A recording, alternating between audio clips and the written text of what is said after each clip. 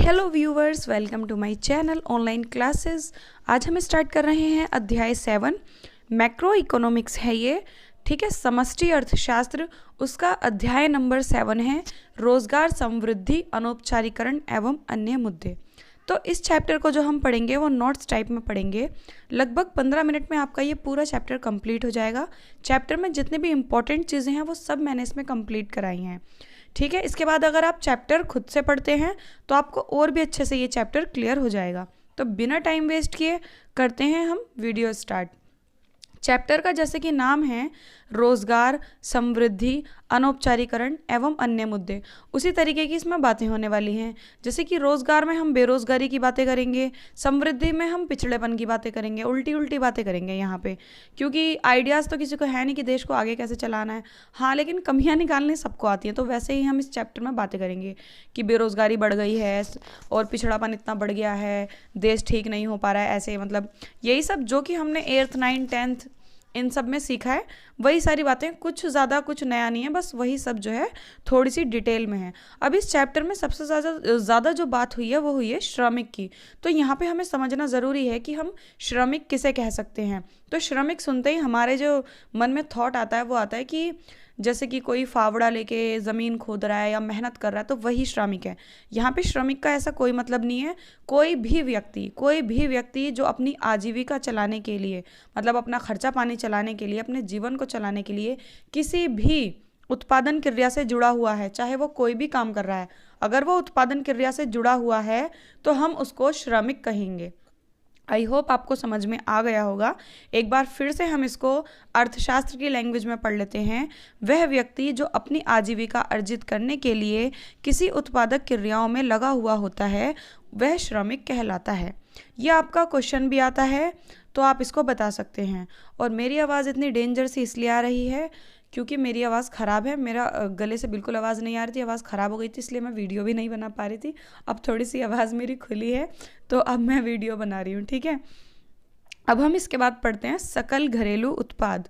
सकल घरेलू उत्पाद किसे कहते हैं? तो देखिए, हर देश में कोई ना कोई चीज़ उत्पादित की जाती है, मतलब बनाई जाती है।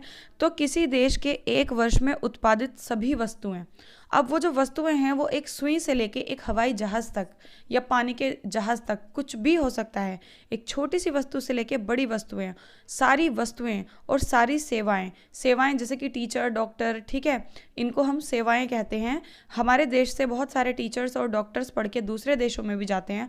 वहाँ जाके वो क्या करते हैं? सेवा ही तो दे रहे हैं और वहाँ से धन अर्जित करके ला रहे हैं, धन कमा के ला रहे हैं। चाहे वो कृषि हो, कुछ भी हो, जितना भी उत्पादन हमारे देश में होता है और जितनी भी सेवाएं होती हैं, उनका जो मौद्रिक मूल्य होता है, उनके जोड़ को सकल घरेलू उत्पाद कहते हैं। मौद्रिक मूल्य मतलब हर चीज़ का मुद्रा का मूल्य हो जाता है ना। मौद्रिक मूल्य का मतलब होता है जैसे कि मान लीजिए एक टीचर है, उसका टैलेंट है कि उसको पढ़ाना आता है, तो वो उसका एक मूल्य है ना, वो स्कूल में जाता है, पढ़ाता है और वहाँ से हर महीने उसको मंथली सैलरी मिलती है।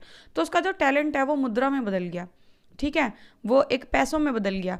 तो उन सब चीज़ों का जो मौद्रिक मूल्य होता है, सेवाओं का और वस्तुओं का, उन सब के जोड़ को सकल घरेलू उत्पाद कहते हैं। सिर्फ एक साल का, ठीक है, एक साल के, ये नहीं कि सब सालों का जोड़ लिया और सकल घरेलू उत्पाद, नहीं। इसके बाद आता है देश का निवल अर्जन किसे कहते हैं। तो आपको आयात निर्यात तो बहुत अच्छे से पता होंगे कि निर्यात किसे कहते हैं, जो देश से वस्तुएं जाती हैं, और आयात जो हमारे देश में खरीद के वस्तुएं आती हैं। तो जब निर्यात ज़्यादा होता है, मतलब देश जो है दूसरे देशों को वस्तुएं ज़्यादा बेच रहा है, तो ये धनात्मक होता है, तो धनात्मक निवल अर्जन कहेंगे। और जब हम खरीदते ज़्यादा हैं, मतलब आयात ज़्यादा कर रहे हैं और निर्यात कम, तो ये जो है ऋणात्मक हो जाता है, तो ऋणात्मक निवल अर्जन कहेंगे। तो देश का निवल अर्जन दोनों तरीके से हो सकता है, धनात्मक एवं ऋणात्मक। धनात्मक कब होगा? जब हम बेचेंगे ज़्यादा, खरीदेंगे कम। और ऋणात्मक कब होगा? जब हम खरीदेंगे ज़्यादा और बेचेंगे कम, क्योंकि खरीदने में पैसा लगता है ना, ठीक है। ये तो हमने पढ़ लिया था कि श्रमिक किसे कहते हैं। तो ये भी हम कह सकते हैं कि भी सभी व्यक्ति जो आर्थिक क्रियाओं से जुड़े हुए हैं उनको श्रमिक कहते हैं, ये भी कह सकते हैं हम, ठीक है। इसके बाद आता है कि आर्थिक क्रियाएं किसे कहते हैं। अब हम बार बार कह रहे हैं कि श्रमिक जुड़े हुए होते हैं, तो आर्थिक क्रियाएं कहते किसे हैं?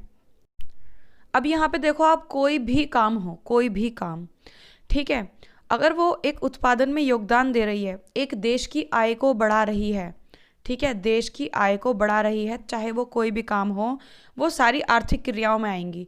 अब यहाँ पे कोई भिखारी भीख मांग रहा है तो वो आर्थिक क्रिया में नहीं आएगा, क्योंकि वो कुछ उत्पादन नहीं बढ़ा रहा, वो सिर्फ पैसे मांग रहा है, यहाँ की आय वहाँ चली गई, वो कुछ अपनी तरफ से कुछ बढ़ा नहीं रहा उसको। ठीक है, तो यहाँ पे सिर्फ काम आएंगे आर्थिक क्रियाओं में। तो एक बार यहाँ पे हम पढ़ लेते हैं कि सकल राष्ट्रीय उत्पाद में योगदान देने वाली सभी क्रियाकलाप, सारे कामों को हम आर्थिक क्रियाएं कहते हैं। आई होप आपको क्लियर हो गया होगा आर्थिक क्रियाएं किसे कहते हैं। ठीक है, इसके बाद हमारा टॉपिक आता है लोगों की रोजगार में भागीदारी। अब हम ये टॉपिक पढ़ेंगे, तो यहाँ पे हम रोजगार के मुद्दों पर बातें करेंगे। आपके जो क्वेश्चन निकल कर आते हैं वो यहीं से निकल के आते हैं। तो यहाँ पे सबसे पहले समझना ज़रूरी है कि जनसंख्या का क्या अर्थ है, जनसंख्या कहते किसे हैं। जनसंख्या आप सुनते रहते हैं आए दिन टीवी में कि जनसंख्या बढ़ रही है, ये वो। तो किसी क्षेत्र विशेष में, यहाँ विशेष का मतलब है किसी भी राज्य, किसी भी क्षेत्र, किसी भी देश, किसी को भी हमने ले लिया विशेष मतलब। ठीक है, उस समय उस विशेष पर मतलब उस जगह पर रह रहे जो कुल व्यक्ति हैं, जो वहाँ पर रह रहे हैं, उन सबको हम क्या कहते हैं, उनकी जो संख्या होती है उनको हम जनसंख्या कहते हैं। ठीक है, किसी क्षेत्र में उस टाइम पे कितने व्यक्ति वहाँ पे रह रहे हैं उसकी जो संख्या होगी उसी को हम जनसंख्या कहेंगे। जैसे कि मान लीजिए यहाँ से 1 करोड़ व्यक्ति अमेरिका घूमने चले जाएं, तो हम वहाँ उसको अमेरिका की जनसंख्या थोड़ी कह सकते हैं, क्योंकि रहते तो वो हमारे यहीं पर हैं, वहाँ तो सिर्फ घूमने गए हैं। तो जो वहाँ पे रह रहे हैं उसको ही कहेंगे जनसंख्या। तो भारत में लगभग 100 व्यक्ति में से लगभग 35 जो हैं वो श्रमिक हैं, मतलब 100 में से लगभग 35 जो है उत्पादन क्रियाओं में योगदान दे रहे हैं, बाकी सारे क्या कर रहे हैं फिर।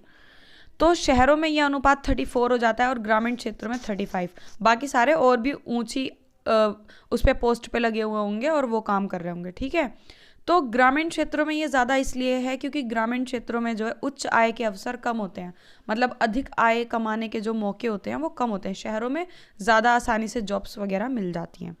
अब हम पढ़ेंगे श्रमिकों के प्रकार। तो श्रमिक 3 प्रकार के होते हैं। ठीक है, पहला होता है जो अपने उद्यम के स्वामी खुद होते हैं, उसके जो संचालक होते हैं, उसको जो चलाने वाले होते हैं खुद होते हैं, उन्हें स्वनियोजित कहा जाता है। ये आप याद रखना, पहले होते हैं स्वनियोजित, मतलब जो खुद ही अपने काम को चलाते हैं। तो भारत का लगभग आधा श्रम बल इसी श्रेणी में आता है, मतलब भारत में जितना भी श्रम बल है ना उसमें से आधा स्वनियोजित में आता है, मतलब अपने काम के खुद ही क्या है, मालिक हैं। ठीक है, उसको हम स्वनियोजित कहेंगे। दूसरा आता है अनियत मजदूर। अनियत मजदूर जो हैं इनको निर्माण मजदूर भी कहते हैं। ये भारत की श्रम शक्ति का लगभग 25% है। 25% मजदूर इस टाइप के होते हैं। ऐसे मजदूर अन्य लोगों के खेतों में अनियत रूप से कार्य करते हैं, मतलब जैसे कि उनका एक टाइम होता है कि सुबह 9 बजे आना है, शाम को 6 बजे छुट्टी होगी। अब यहाँ पर उनसे ये नहीं बताया जाएगा कि आपको कितना माल बनाना है या कितना कच्चा माल तैयार करना है या क्या करना है। उनसे बोला जाएगा लगातार वो काम करते रहते हैं, उनको सिर्फ खाने पीने का लंच टाइम दिया जाता है, सुबह से शाम तक जितना हो सके कीजिए। ठीक है, जितना काम हो सके कीजिए। तो अनियत मजदूर वो होते हैं, अनियत तरीके से ये काम करते हैं। तो आपने जैसे कि पिक में देखा वो ईंटें बनाने का काम इस टाइप से। और नंबर 3 पे आते हैं नियमित वेतन भोगी कर्मचारी, मतलब जिनको नियमित वेतन मिलता रहता है।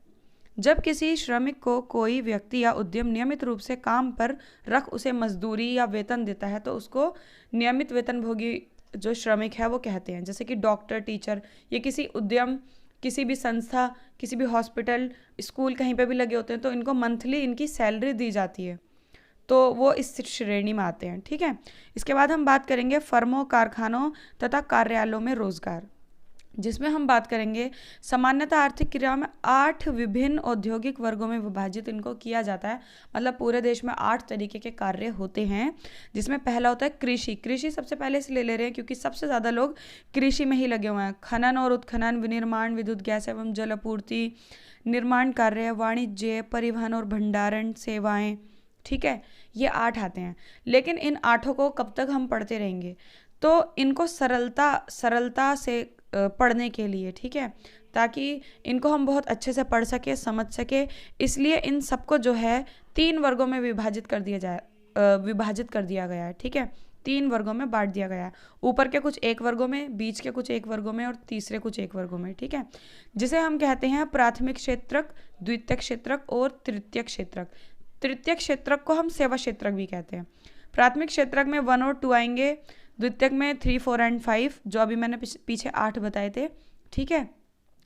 अब यहाँ पे देखिए द्वितीयक क्षेत्रक में 24% हैं और सेवा क्षेत्रक में 31%, और बाकी जितने भी बचे कुचे हैं सारे के सारे प्राथमिक क्षेत्रक में हैं। मतलब ज़्यादातर लोग जो है प्राथमिक क्षेत्रक में लगे हुए हैं। तो भारत के अधिकांश लोग, श्रमिकों के रोजगार का स्रोत क्या है? प्राथमिक क्षेत्रक ही है, क्योंकि ज़्यादातर लोग किस में लगे हुए हैं? कृषि में लगे हुए हैं, ठीक है। किस में? प्राथमिक क्षेत्रक में, कृषि में, ये आपको याद रखना है। और बाकी ये इसमें 24 और सेवा क्षेत्र में 31, ये भी आपको ध्यान में रखना है। उसके बाद औद्योगिक क्षेत्रकों के अनुसार, औद्योगिक क्षेत्रकों के आधार पर श्रम बल का वितरण यह दिखाता है कि श्रम बल कृषि कार्यों से हटकर गैर कृषि कार्यों की ओर बढ़ रहा है। अब हम जब ये देख रहे हैं तो हमने ये देखा कि 1972 से 73 में जो है प्राथमिक क्षेत्रक में 74% श्रम बल था, लेकिन जब 2011-12 की रिपोर्ट देखी तो प्राथमिक क्षेत्रक में सिर्फ 50% रह गया। मतलब लोग प्राथमिक क्षेत्रक से हटकर द्वितीयक और तृतीयक क्षेत्रक में जा रहे हैं।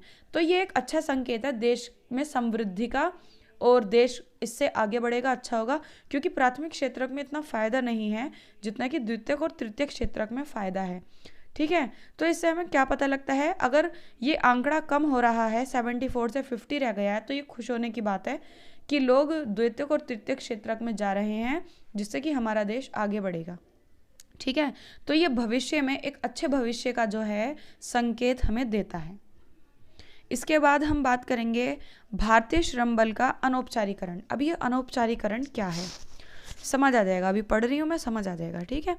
योजनाबद्ध विकास के 70 वर्षों बाद भी देश के श्रम बल के आधे से अधिक सदस्यों के लिए कृषि ही रोजी रोटी का प्रमुख साधन बनी हुई है। ये तो हमें पता है कि 70 साल बाद भी हर बार हमारी पंचवर्षीय योजनाएं बनती हैं, 5-5 सालों वाली, और बहुत अच्छी अच्छी योजनाएं बनती हैं, इतना कुछ किया जाता है, उसके बाद भी ज़्यादातर लोग कृषि में, मतलब प्राथमिक क्षेत्र जो है उसमें ही लगे हुए हैं। तो अर्थशास्त्रियों का ये भी कहना है कि अनेक वर्षों से रोजगार की गुणवत्ता में ह्रास हो रहा है। 10-20 वर्षों तक लगातार काम कर रहे मजदूरों को भी श्रमिक मातृत्व लाभ, भविष्य निधि, पेंशन आदि से वंचित रखा जाता है। क्यों? आखिर ऐसा क्यों है कि निजी क्षेत्रक में काम करने वाला जो व्यक्ति होता है, मतलब प्राइवेट जॉब वाला, उतने पैसे नहीं मिल पाते उसे जितना कि उसी काम को अगर कोई गवर्नमेंट क्षेत्र वाला करेगा, मतलब सार्वजनिक क्षेत्र वाला, तो उसको ज़्यादा वेतन मिलता है। जबकि कई बार तो ऐसा देखा गया है कि जो निजी क्षेत्र वाला है वो ज़्यादा अच्छे से काम करता है सार्वजनिक क्षेत्र वाले से। जैसे कि आप टीचर्स को ले लीजिए, गवर्नमेंट के टीचर्स शायद उतना अच्छा ना पढ़ाएं जितने प्यार से और अच्छे से प्राइवेट स्कूल के टीचर्स पढ़ाते हैं। मैं सबको नहीं कह रही, मैं सिर्फ कुछ एक को कह रही हूँ, लेकिन फिर भी गवर्नमेंट वालों को पैसे ज़्यादा मिलते हैं, प्राइवेट वालों को कम मिलते हैं। या फिर हम इस बात में भी कह सकते हैं, और बहुत सारे मजदूर जो हैं तो 10-10 साल लगातार मजदूरी करते रहते हैं, और जो चीज़ें मजदूरों के लिए बनी हुई हैं जैसे कि पेंशन वगैरह और बहुत सारी जो हैं योजनाएं बनी हुई हैं उनके लिए, वो उनका फ़ायदा ही नहीं उठा पाते।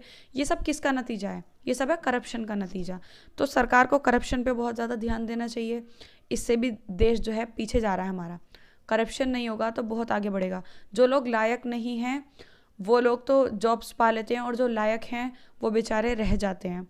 जैसे कि मैंने खुद देखा है, हम सब ने देखा होगा कि जिन लोगों को पेंशन मिलनी चाहिए वो नहीं ले पाते, और बाकी लोग जो पेंशन के लायक नहीं हैं, जो अच्छे खासे हैं, वो लोग पेंशन ले जाते हैं। तो यहाँ पे हम पढ़ेंगे कि ये 2 टाइप्स के होते हैं। पहला होता है संगठित क्षेत्र, दूसरा असंगठित, ठीक है। संगठित सभी सार्वजनिक क्षेत्रक, इसको संगठित क्षेत्र को ना हम औपचारिक भी कहते हैं, ठीक है। तो सभी सार्वजनिक क्षेत्रक प्रतिष्ठान जहाँ पे 10 या फिर उससे अधिक लोग काम करते हैं, ठीक है, इनको हम निजी क्षेत्रक भी कहते हैं। जैसे कि किसी टीचर का पढ़ाना या फिर डॉक्टर, इंजीनियर, ये सारे के सारे प्रतिष्ठान संगठित क्षेत्रक में आते हैं। फिर दूसरे हमारे आते हैं असंगठित क्षेत्रक, तो असंगठित क्षेत्र में जितने भी संगठित में आते हैं उसके अलावा जितने भी हैं वो सारे असंगठित में आते हैं। जैसे कि जितने भी करोड़ों काम करने वाले किसान, कृषि श्रमिक, छोटे छोटे काम धंधे करने वाले, चलाने वाले कर्मचारी, दैनिक वेतन भोगी जिनको सुबह से शाम तक काम करने के पैसे मिलते हैं, सिर पर बोझा ढोने वाले मजदूर, ये सारे के सारे असंगठित क्षेत्र में आते हैं। और इसके बाद आपका लास्ट टॉपिक आता है बेरोजगारी, जो कि आप 7th में, 8th में, 9th में, 10th में पढ़ते ही आ रहे हैं। तो आपने देखा होगा कि समाचार पत्रों में लोगों को रोज़गार की तलाश करते हुए या फिर कुछ अपने आस पड़ोस वालों से और दोस्तों से और रिश्तेदारों से पूछते हैं, तो वो कौन लोग होते हैं? वो बेरोज़गार होते हैं, उनके पास काम नहीं होता, जॉब नहीं होती। तो बेरोज़गारी हम किसे कह सकते हैं? तो बेरोज़गारी एक ऐसी अवस्था होती है, हम ऐसे नहीं कह सकते हम काम नहीं करना चाहते तो हम बेरोज़गार हैं, या फिर हम काम करने लायक नहीं है तो हम बेरोज़गार हैं। बेरोज़गारी की अवस्था वो होती है जिसमें हम काम करना चाहते हैं और काम करने लायक भी हैं, लेकिन हमें कोई जॉब या फिर काम नहीं मिलता, तो हम उसको बेरोज़गारी की अवस्था कहते हैं। और बेरोज़गारी कई प्रकार की होती है, ठीक है। अर्थशास्त्री उसे बेरोजगार कहते हैं जो आधे दिन की अवधि में 1 घंटे का भी रोजगार नहीं पा सकता, ठीक है। मतलब आधे दिन में वो 12 घंटों में 1 घंटे का भी अगर उसको रोजगार नहीं मिल रहा तो उसको बेरोजगार कहेंगे। लेकिन एक बात ये भी याद रखनी है कि वो काम करना चाहता है, काम करने लायक भी है, उसके बाद भी उसको काम नहीं मिलता तो वो बेरोजगारी की लिस्ट में आएगा। अब भारत में 3 स्रोत हैं जहाँ से हमें पता चलता है कि बेरोजगारी कितनी बढ़ रही है, घट रही है, कहाँ से पता चलता है, जिसमें नंबर 1 है भारत की जनगणना रिपोर्ट, नंबर 2 है राष्ट्रीय प्रतिदर्श, और नंबर 3 है रोजगार और प्रशिक्षण महानिदेशालय के रोजगार और कार्यालय में पंजीकृत आंकड़े। इन तीनों जगहों से हमें पता चलता है कि भारत में बेरोजगारी बढ़ रही है, घट रही है, या बेरोजगारी के साथ क्या हो रहा है, ठीक है। और 2 टाइप की बेरोजगारी आपको पता ही है, एक खुली बेरोजगारी और एक प्रच्छन्न बेरोजगारी जो छिपी हुई बेरोजगारी होती है। इसके बारे में आप 10th में और 9th में खूब पढ़ चुके हैं, तो इसके बारे में आई होप आप ज़्यादा समझाने की ज़रूरत है नहीं, आपको ये चैप्टर कंप्लीट हो चुका है। और अगर आपको इसी टाइप के और भी वीडियोस देखनी है तो मेरे चैनल पे प्लेलिस्ट बनी हुई है, सांख्यिकी के सारे चैप्टर मैंने अपलोड किए हुए हैं, आप देख सकते हैं। 11th इको सांख्यिकी के नाम से प्लेलिस्ट है, वहाँ से आप देख सकते हैं। और इस चैप्टर के भी मैंने बहुत सारे चैप्टर समझाए हुए हैं, नोट्स बनाए हुए हैं इस बुक के, मतलब इस बुक के भी बनाए हुए हैं, तो आप वहाँ से प्लेलिस्ट में देख सकते हैं। बुक का नाम आपको लिखा हुआ है, सब NCERT के मैंने 9th 10th के भी चैप्टर्स डाले हुए हैं। आप एक बार प्लीज़ प्लेलिस्ट ज़रूर चेक करें, और वीडियो अच्छा लगा हो तो वीडियो को लाइक करें, चैनल को सब्सक्राइब करें। मिलते हैं नेक्स्ट वीडियो में, बाय गाइज़।